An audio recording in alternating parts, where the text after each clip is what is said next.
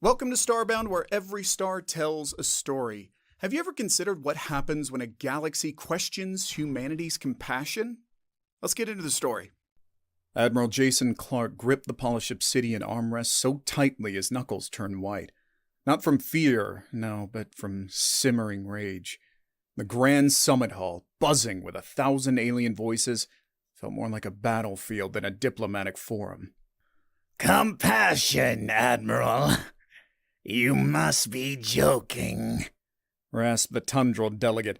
Its eyes glittered with a cruel amusement shared by most of the gathered representatives. Your species coddles criminals, harbors dissidents. It's a glaring weakness. Clark held the tundral gaze. Compassion is our strength, delegate. To care, to empathize, that's what separates us from cold logic and rigid hierarchy. A wave of mocking laughter rippled through the hall. The Brutash ambassador, her plumage shimmering with disdain, trilled. "Oh, perhaps in your primitive stage of development, Admiral, the galaxy has moved beyond such quaint notions." Clark had heard it all before. In their eyes, humans were bleeding hearts, too naive to survive the harsh realities of the cosmos. He was tired of defending his species' greatest asset, a trait that made them unique, that fueled their progress. The summit droned on, but Clark only half listened. A sense of restless energy thrummed beneath his skin, a familiar itch to be out among the stars, not trapped debating philosophy with creatures incapable of grasping simple human decency. It was a relief when the summit finally adjourned, granting him a few precious hours before his next scheduled appearance. Seeking solace, he headed for his assigned quarters, yet as he passed through polished corridors lined with shimmering alien tech, the echoes of the summit clung to him. Doubt gnawed at the edges of his convictions. Was the galaxy right? Was compassion truly a luxury humanity couldn't afford? "Stars curse them all," Clark muttered, slumping into a plush chair within his quarters. The cool, synthetic material was a poor substitute for worn earth leather, but it was the closest thing to home this side of the galaxy. He glanced at the small framed photo on his desk. His wife and children. Their smiles a beacon across the vast interstellar gulf. It was their memory, the countless, small, compassionate acts of ordinary people that held his resolve firm. A chime broke his reverie. It was a priority comm signal, standard green for routine matters, but the ID code made his heart lurch. Lieutenant Harris, his lead scout, rarely used this unless it was an emergency. "Clark here," he answered, his voice taut. "Admiral, we need to see you on the bridge, sir. It's big." Harris's usual jovial tone was replaced by a tremor. Minutes later, Clark strode onto the bridge of the flagship Voyager, Harris hovering nervously near the tactical display. The rest of the crew held an almost frantic energy, a far cry from their typical professionalism. "Report," Clark barked. Harris pointed toward the holographic display. At first, it was just a jumbled collection of static and interference, but then a pattern emerged, a desperate pulse cutting through the cosmic background noise. "Distress beacon, sir. Unknown origin," Harris said. "We picked it up while charting the outer edge of the Altorian system." Clark frowned. The Altorian system was largely unexplored, deemed low interest due to a lack of habitable planets. "Any trace of the source?" "Not yet, sir. We're triangulating, but the signal's weak, fragmented. Like whoever sent it doesn't have much time." A grim sense of foreboding washed over Clark. That beacon wasn't just a cry for help. It was a heartbeat fading into silence.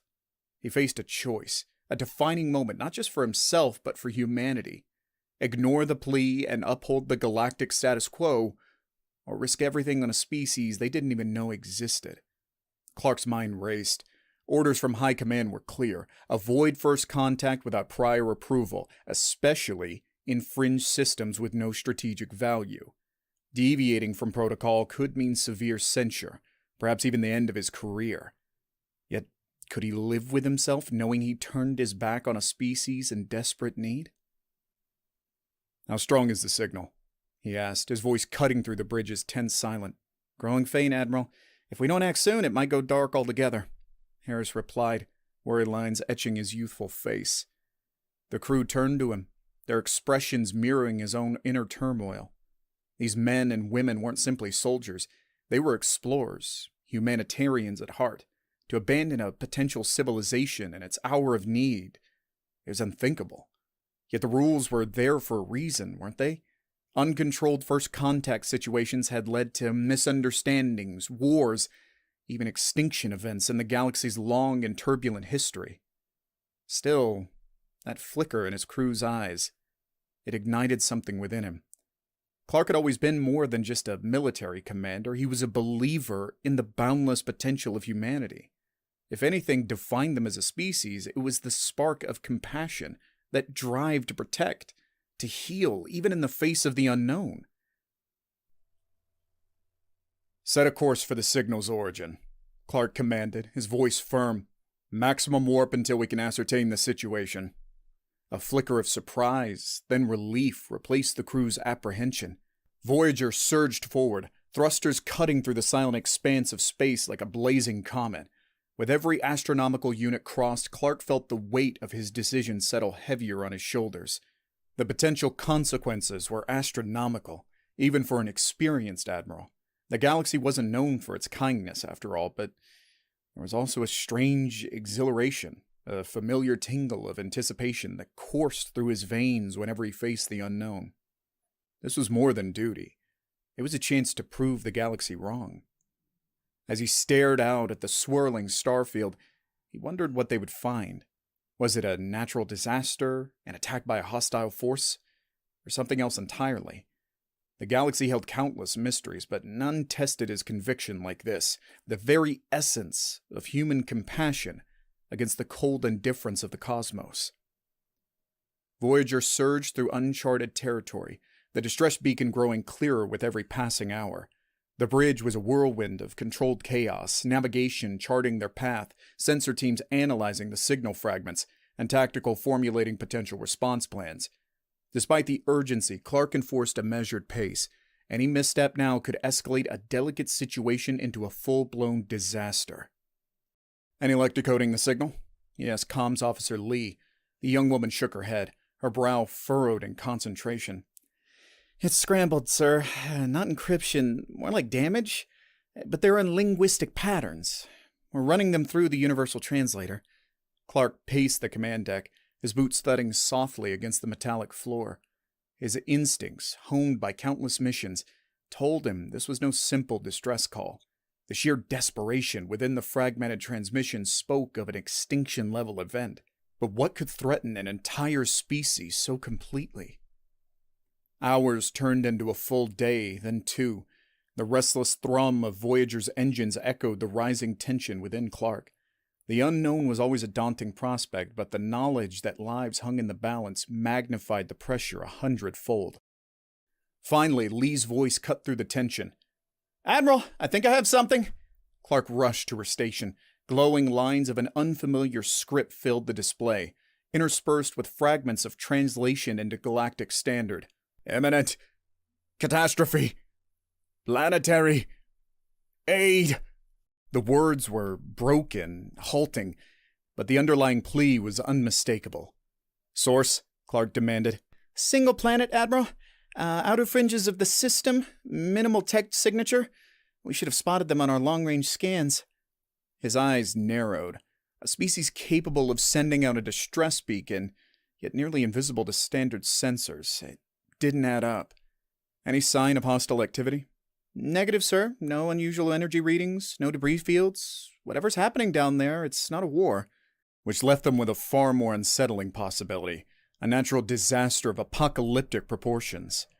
The realization crashed over Clark like an icy wave. To face an enemy, you could strategize, fight back. But against a cataclysmic force of nature, the potential for devastation was staggering. Even Voyager's advanced tech might not be enough in the face of a planetary collapse. Yet the faint pulse of the beacon persisted, a plea, a defiance of annihilation. He couldn't let that flicker of hope fade into silence. Helm, prepare for orbital insertion, he commanded. Sensor teams, full spectrum scans. I want to know every damn thing happening down there. As Voyager breached the outer atmosphere, the planet materialized on the view screen, a stark world of cracked earth and churning storm clouds. Scans revealed seismic instability far beyond any natural norm. The planet's core, it was fracturing. "Sir, they're facing a total destabilization event," the science officer reported, his voice taut. "The whole planet could shatter within hours." Clark's gut clenched. An entire world, a civilization hanging by a thread. It was a nightmare scenario, the kind that haunted his dreams of Earth. "Comms, open a wideband channel," he ordered, his voice echoing through Voyager's bridge. "Prepare a universal greeting message." Minutes stretched into eternity. Finally, a weak voice crackled back through the speakers, hesitant, filled with a mix of fear and desperate hope. The universal translator stuttered at first, then snapped into focus. Who is this?" "This is Admiral Jason Clark of the Terran vessel Voyager. We received your distress signal. How can we assist?" Stunned silence filled the channel, followed by a jumble of voices, some shrill with panic, others choked with what Clark recognized as disbelief. Then a single voice cut through the chaos, stronger, tinged with a weary authority. "Admiral, we are the Valeri. Our world is dying. Please, we beg for your help." A ripple of shock washed over the bridge. Despite years of exploring the galaxy, encountering countless alien species, this felt different. There was a raw vulnerability in the Valeri's plea, a stark contrast to the usual posturing and cautious diplomacy of first contact. "Valeri, we stand ready to assist," Clark responded, carefully measuring his tone to convey both urgency and reassurance. "Please describe the nature of your emergency and your current situation." The Valeri leader, their voice identified as Elder Kaya, relayed a chilling tale. Their planet, long thought stable, had suffered an unexplained surge in tectonic activity. Cities were crumbling, vast fissures splitting the land. Attempts to stabilize the core had failed, and their limited evacuation efforts were woefully inadequate to save their population. "We had resigned our fate, Admiral," Kaya's voice wavered. "But your arrival, it sparks a hope we had lost." Clark glanced at his crew. They mirrored his own grim determination. Voyager was an exploration vessel, not an interstellar rescue ship. Yet to do nothing, to leave the Valeri to annihilation, it was unthinkable. "Elder Kaya, I will be honest," Clark said, choosing his words carefully. "We are ill-equipped to evacuate an entire planet. However, we will do everything in our power to save as many of your people as possible." Static hissed on the channel for a moment before Kaya's reply, tinged with cautious optimism. "Your compassion is unexpected, Admiral. We will gather our people at designated evac zones. May the stars guide you." With the transmission closed, Clark turned to his officers. "Priority 1, identify suitable landing sites. I want engineering to start prepping emergency shelters, medical pods. Tactical, we need an evac plan, and fast." Voyager became a hive of activity.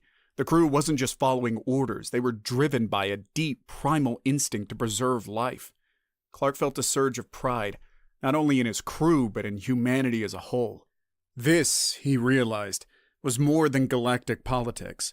It was proving what it meant to be human, their compassion, their defiant response to a cold, indifferent universe. The transition from exploration vessel to humanitarian ark was swift and jarring.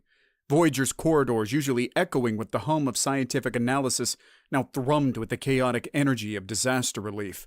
Crew members raced with crates of emergency supplies, medtechs ran simulations for treating unknown physiology, and engineers jury-rigged every available space into temporary shelters.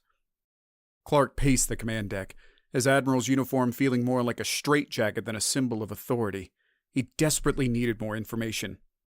"Comms, open a channel to High Command. Emergency priority." Minutes later, he faced the stern visage of Admiral Singh on the view screen. "Clark, explain this blatant disregard for protocol. We intercepted your transmissions. You're jeopardizing a first contact situation. Yes, sir, I am, Clark admitted, squaring his shoulders.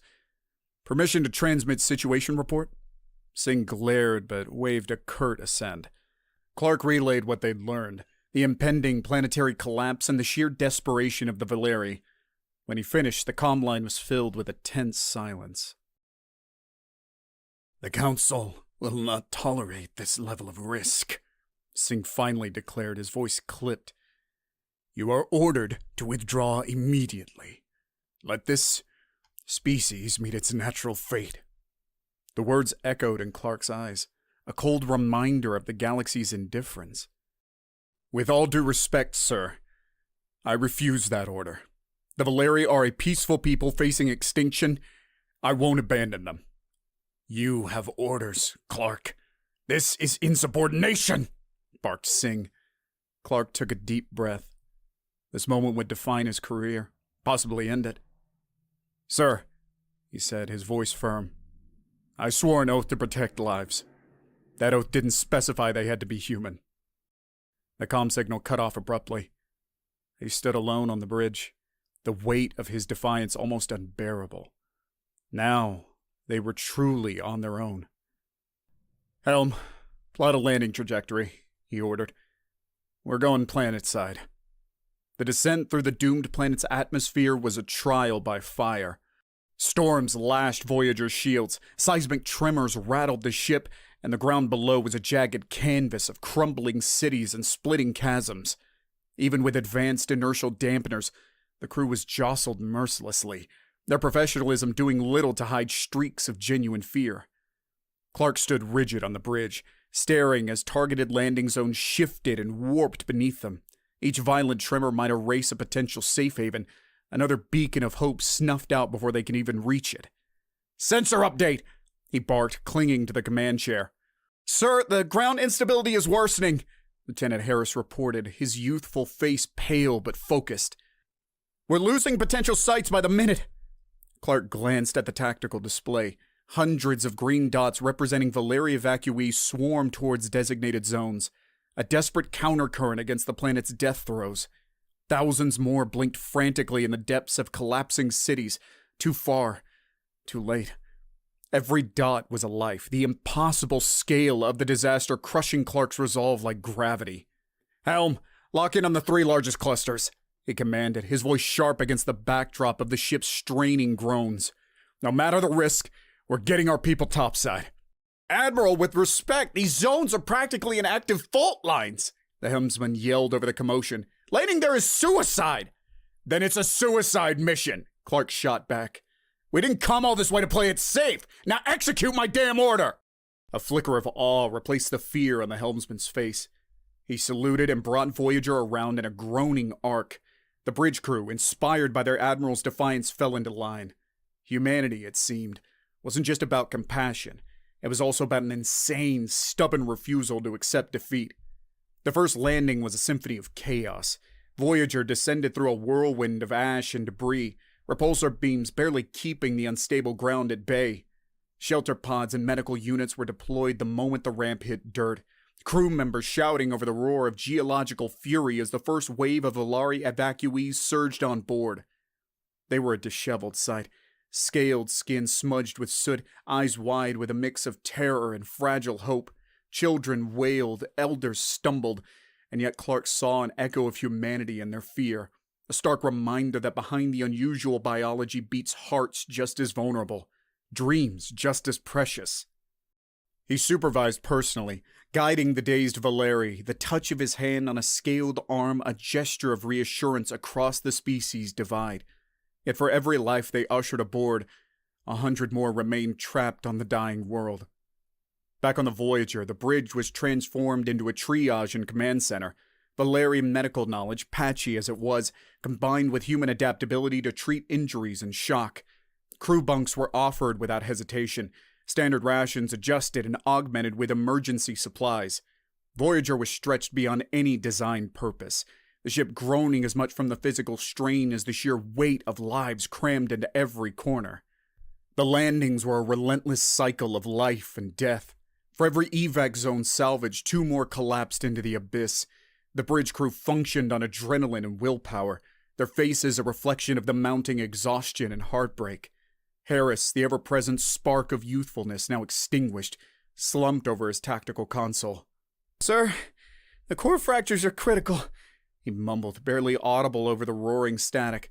"The planet will tear itself apart within the hour." Clark gripped the console so hard it cracked, a mirror of his own fraying control. "Then we have 1 hour," he said. 1 hour to save who we can. The final descent through the planet's disintegrating atmosphere was a journey into hell. The sky blazed red, great chunks of crust torn free and swallowed by the maelstrom below. Voyager was battered and bruised, hulls singed, shields failing intermittently. On the bridge, the crew clung to their stations more through sheer will than any technical restraint. "Last evac zone," Clark gritted out, ignoring the alarm klaxons and flashing warning lights. "We make one final sweep and get the hell out of here." The ground below was a nightmare landscape. Buildings lay in twisted rubble, fissures swallowing fleeing figures whole. Then a flicker of motion amidst the chaos. A knot of Valeri trapped and gesturing frantically at the sky with a mix of terror and desperate hope. "We can't land, sir!" the helmsman shouted, wrestling with the groaning controls. "The ground's liquid under us!" "Give me a damn landing solution!" Clark roared, his usual composure shattered. Lieutenant Harris, fueled by desperation, leaned over his console. "Transporter lock! We can beam them directly aboard if we get close!" It was a mad idea, pushing their transporter tech to the absolute limit in such unstable conditions. But it was their only hope. "Do it!" Voyager dipped lower, repulsors churning the liquefying ground into a swirling, superheated vortex that threatened to swallow the ship. The transporter room crackled with frantic energy, beams slashing into the heart of the chaos, plucking terrified figures from the brink of oblivion. Then, the planet itself rebelled. A seismic shockwave rippled outward, slamming Voyager with brutal force. Systems wailed, lights flickered, and the ship began a sickening sideways slide toward a fiery chasm. "We're losing control!" the helmsman cried, straining against the useless yoke. "Break orbit! Max power!" Clark ordered, his voice echoing in the suddenly silent bridge. The engines screamed in protest as Voyager sluggishly pulled away, leaving the final few Valeri to their fate. The planet they left behind was no longer a world, but a splintering, molten inferno, consuming itself in a final act of cosmic fury. The ascent was agonizing. Every tremor of the ship felt like a death knell for those they failed to save. When they finally broke free of the dying planet's grasp, what lingered in the view screen wasn't a celestial body, but a funeral pyre, glowing sullenly amidst the cold indifference of space. Voyager limped away, scorched, overloaded, and filled with a mix of weary triumph and devastating loss. On the bridge, a suffocating silence settled heavier than any cosmic debris. Clark stood rigid before the view screen, hands fisted at his sides, staring into the fading inferno. "Damage report," he finally rasped, the words feeling like shards of glass in his throat. Hesitant voices filtered through the comms. Hull integrity compromised, minor casualties, transporter systems on the verge of collapse. The list went on, every word a testament to the price they'd paid. "And the evacuees?" Clark asked, dreading the answer. Comms Officer Lee looked away, unable to meet his gaze. "Approximately 2,000, Admiral." The number hung in the air, insignificant against the backdrop of a planetary annihilation, yet crushing in its own right. 2,000 souls given a chance at survival, while countless others perished in the flames. "Admiral," Harris began, his voice hoarse. "Singh was right. We risked everything. Did we even make a difference?" Clark turned slowly. He saw his own doubt and guilt mirrored in the faces of his exhausted crew. They were explorers, humanitarians, not saviors. The galaxy had delivered a brutal lesson in the limits of compassion. He took a deep, shuddering breath. "We did what we could," he said, his voice stronger than he felt. 2,000 lives that would have been lost are safe because of us. That's the difference. He paced to the center of the bridge, addressing his crew. Make no mistake, we have scars from this, but we are not broken. Patch up this ship, tend to our wounded, and give the Valeri the sanctuary they deserve. He saw a spark rekindle in their eyes. It wasn't the bright blaze of idealism before, but a quieter flame, tempered by harsh reality. As for the Council, Clark paused and a grim smile touched his lips. Let them come. Voyager drifted through space, a wounded haven carrying the survivors of a cataclysm. Medical bays were filled to capacity. Makeshift shelters overflowed into corridors, and the gentle hum of engines was a constant reminder of their precarious state. Yet an undeniable energy thrummed through the ship, a defiant pulse echoing the heartbeat of the saved Valeri. Caring for the refugees became the crew's sole focus. Replicators churned out strange concoctions tailored to Valeri biology. Engineers cobbled together rudimentary translators, and exhausted medics ran on fumes as they bridged the gap between two unfamiliar physiologies. Among the Valeri, the initial terror subsided, replaced by a profound gratitude that transcended language barriers. Eyes that had witnessed the end of their own world now looked to Clark with a mix of awe and uncertainty. Their elder, Kaya, his scales dulled with grief, yet his spirit unbowed, sought him out on the makeshift command deck. Admiral Clark. He bowed his head, a gesture mirroring respect across countless species.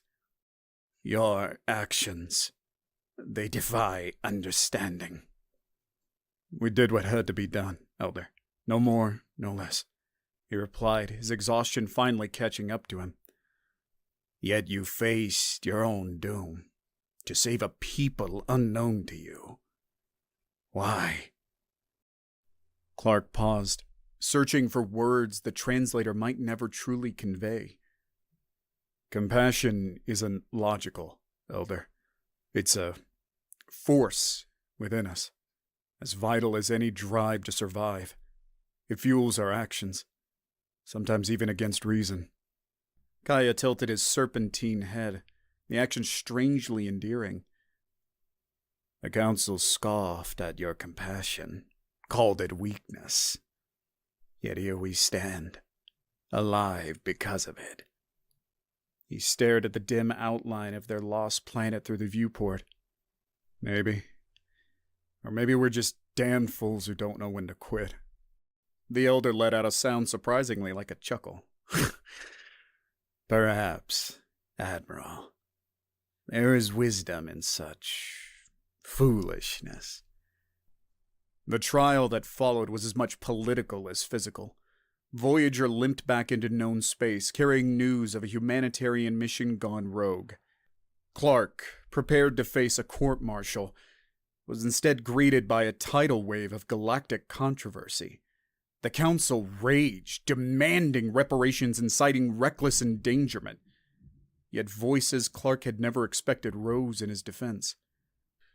The Tundral, long the harshest critics of human sentimentality, begrudgingly acknowledged the bravery of his actions.